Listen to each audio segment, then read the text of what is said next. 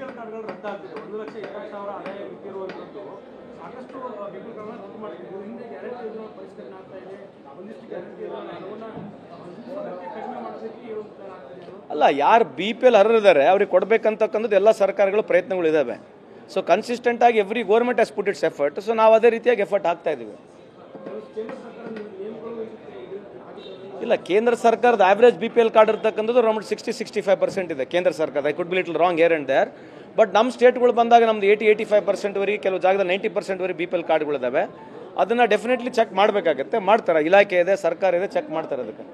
ಅತ್ಯಂತ ಬಡ ರಾಜ್ಯ ಕರ್ನಾಟಕ, ಅತಿ ಹೆಚ್ಚು BPL ಕಾರ್ಡ್ ಇರೋದು.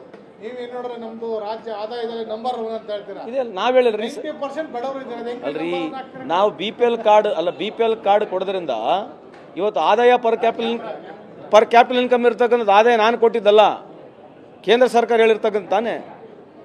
ಇವತ್ತು ನಾವು 60%, 70%, 80% ನಾವು BPL ಕಾರ್ಡ್ಸ್ ಇದ್ರೂ ಕೂಡ ಇವತ್ತು ಕೆಲವರು ಕಾರ್ಡ್ ಮ್ಯಾನಿಪುಲೇಷನ್ ಆಗಿ ಯೂಸ್ ಮಾಡ್ತಿರ್ತಕ್ಕಂಥದ್ದಿದೆ. ನೀವು ಹೇಳ್ದಂಗೆ hypothetical even though we are given BPL cards, but still people are having per capita income ಜಾಸ್ತಿ ಇದೆ.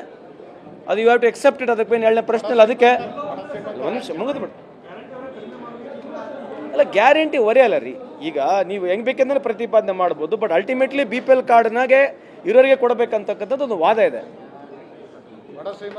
ಆಮೇಲೆ ಸೋಮಣ್ಣ ಅವರು ಮಾತನಾಡಿರ್ತಕ್ಕಂಥ ಮಾತಿಗೆ ನಾನು ರಿಪ್ಲೈ ಕೊಡಬೇಕು. ಸೋಮಣ್ಣ ಅವ್ರ ಬಗ್ಗೆ ನನಗೆ ಅತ್ಯಂತ ಗೌರವ ಇದೆ. Is one of the finest human being I have come across. ನಾನು ಅವರು ಭಾಳ ಸಲ ಭೇಟಿ ಆಗಿದ್ದೀವಿ, ಯಾವುದು ಈ ಲ್ಯಾಂಡ್ ಅಕ್ವಿಷನ್ ಸಮಯದಲ್ಲಿ. ಅವ್ರು ಕೇಳ್ತಕ್ಕಂಥ ಪಾಯಿಂಟ್ ಸರಿ ಇದೆ. ನನ್ನ ಪಾಯಿಂಟ್ ಕೂಡ ಏನು ಸರಿ ಇದೆ ಅಂದರೆ, ಮಮ್ಮಿಗಟ್ಟಿ ಅಂತಕ್ಕಂಥ ನನ್ನ ಕಾನ್ಸ್ಟಿಟ್ಯೂನ್ಸಿಯಲ್ಲಿ ಬರುತ್ತೆ.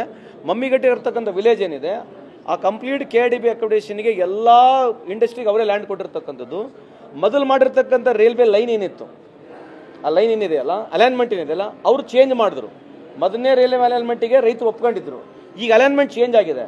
ಈ ಅಲೈನ್ಮೆಂಟ್ ಚೇಂಜಿಗೆ ರೈತರು ಒಪ್ತಾ ಇಲ್ಲ. 45 ಎಕರೆ ಅಕ್ವಿಷನ್ ಆಗಬೇಕು, ರೈತರು ಅದಕ್ಕೆ ಒಪ್ತಾ ಇಲ್ಲ. ಹಂಗಾಗಿ ಬೇರೆ ಅಲೈನ್ಮೆಂಟಿಗೆ ಮೋಸ್ಟ್ಲಿ ಅವ್ರು ಒಪ್ಪಿಬಿಟ್ರೆ, ಯಾರು ರೈಲ್ವೆ ಡಿಪಾರ್ಟ್ಮೆಂಟ್ನವರು ಒಂದು 5 ಮಿನಿಟ್ಸ್ ಏನೋ ಸ್ಪೀಡ್ ಕಮ್ಮಿ ಆಗುತ್ತೆ, 5 ಮಿನಿಟ್ಸಿಗೆ ಸ್ಪೀಡ್ ಕಮ್ಮಿ ಆಗುತ್ತಕ್ಕಂಥ ಅವ್ರ ವಾದ ಇದೆ.